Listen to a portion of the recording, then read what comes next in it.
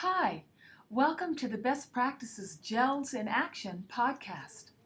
In this podcast, we'll be talking about using the Georgia Early Learning and Development Standards, the Gelds, for planning lessons in your pre-K classroom. The standards included in the Gelds are research-based and outlined to give you a good idea of what your students should know and be able to do before entering kindergarten.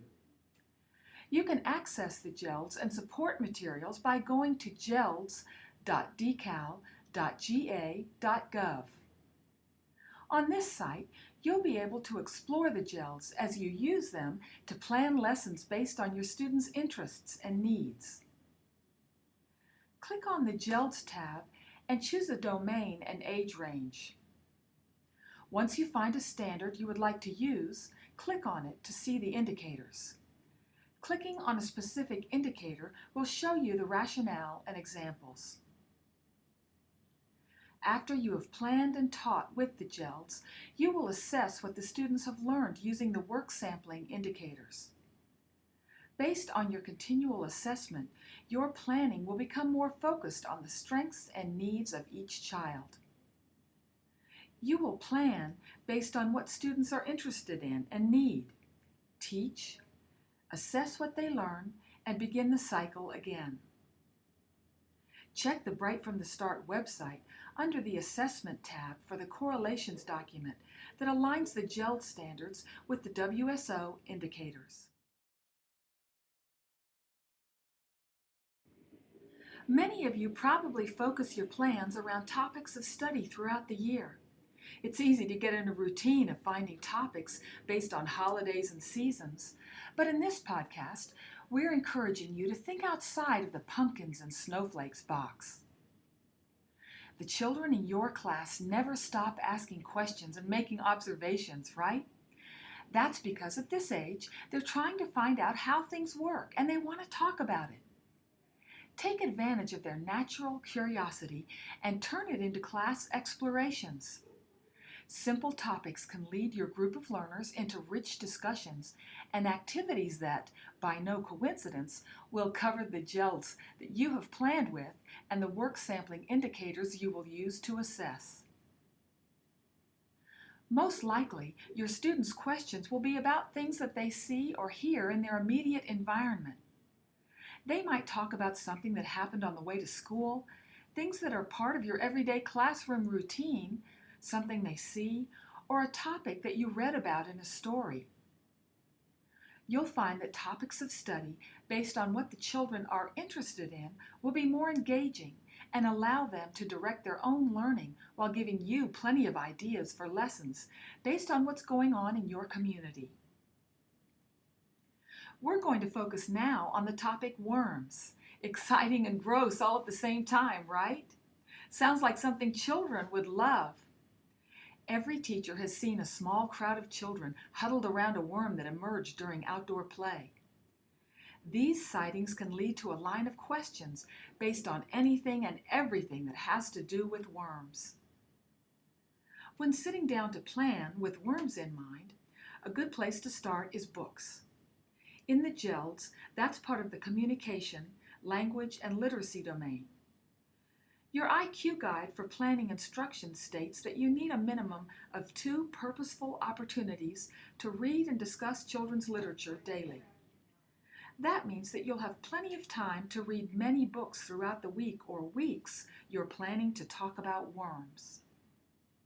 Selecting books that have to do with your topic is as easy as an internet search or a trip to your school or county library.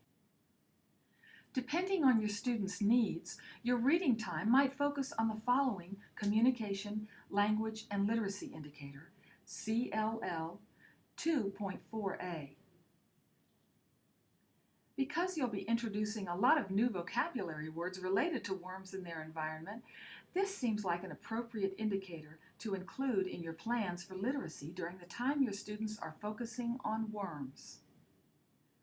Your students might ask about and want to make a diary after reading Diary of a Worm by Doreen Cronin.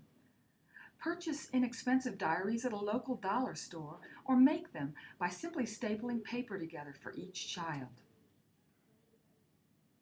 Plan time for children to write in their diary using an early writing strand indicator such as CLL 9.4a.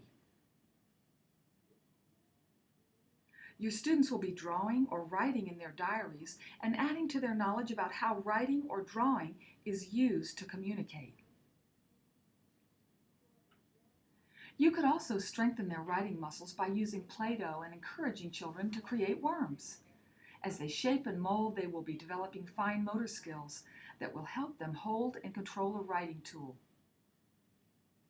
This activity would fall under the physical development and motor skills domain in the motor skills strand PDM 6.4a, performs fine motor tasks that require small muscle strength and control.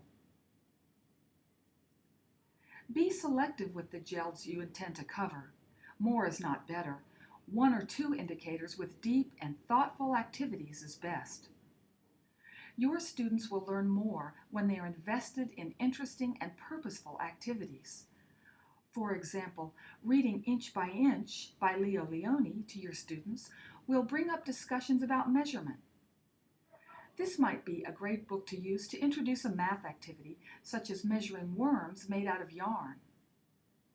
Because you're focusing on the math concepts and vocabulary in the book, an appropriate indicator to list on your plans would be from the measurement and comparison strand.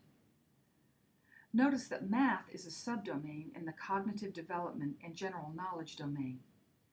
The indicator for this activity is CDMA 3.4a. Uses mathematical terms to describe experiences involving measurement. Of course, science activities come to mind when thinking about worms. Science is another subdomain in cognitive development and general knowledge. You might plan on observing worms outside, especially if it's rained a lot. Or you could make a worm farm with your students that you can study in your classroom. This is easy to do. Here are how-to pictures and instructions from the Spell Out Loud blog. First, you need scissors, tape, a 2-liter bottle, and a smaller, full water bottle. The water should be room temperature. Cut the top of the bottle off and cover the sharp edges with tape. Put the smaller bottle in the 2-liter bottle so the worms will be visible and not retreat to the dark center, and put a layer of sand at the bottom. Then add a layer of soil and a layer of dry leaves or hay. Alternate these layers until the bottle is 3/4 full. The soil in the bottle should be damp but not wet. Next, find worms. If you can, ask your children to go worm hunting outside, or you can purchase worms. Put the worms in the bottle and cover the outside with black construction paper and wait a couple of days before removing. Presto, a class worm farm. This activity would fall under the following indicator CDSC 3.4a. Observes, explores, and describes a variety of plants and animals, describes their basic needs and life cycles of living things. Note that there are new science indicators in WSO. Be aware so that your planning will align with your assessment. Worms as a topic of study might lead you in many different directions. Your students might be interested in composting, recycling, or dirt. These activities are appropriate for indicator CDSC 5.4a. Understands that people have an impact on the environment and participates in efforts to protect the environment.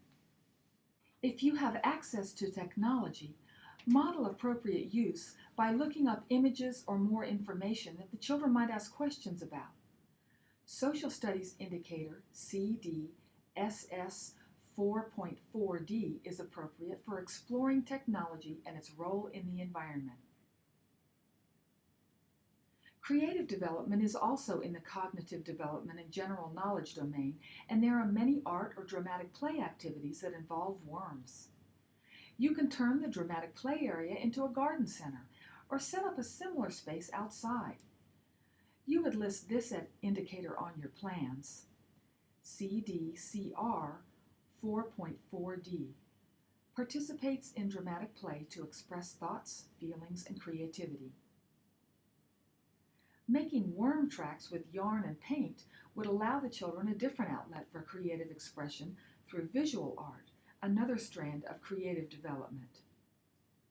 CDCR 2.4A uses materials to create original work for self-expression and to express individual creativity.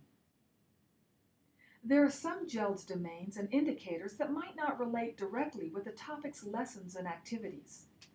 Those in the social and emotional development, approaches to play and learning, and cognitive processes domains might not apply to a specific activity, but rather to behaviors and skills that you will try to encourage and observe as your students are working and playing throughout the day. For a given lesson plan, such as the one for worms, you might focus on these three indicators. SED 3.4B regulates own emotions and behaviors and seeks out adult support when needed. APL 2.4C increasingly seeks out and explores unfamiliar objects in the environment. And CDCP 1.4C draws conclusions based on facts and evidence. Planning around a topic of study is interesting and informative for your students, but every activity does not have to include worms. There might be things your students really enjoy doing as part of their weekly routine, or activities that you know will target needed areas where it doesn't make sense to involve worms. Using the Gelds for intentional planning based on the interest and needs of your students will result in a fun and fulfilling pre-K year.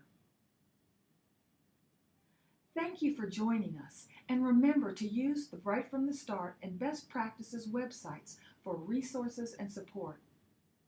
If you come up with a really great worms activity, share it on Pride. Like Best Practices on Facebook to receive updates and other useful ideas. And be sure to complete your competency quiz to receive credit for this podcast.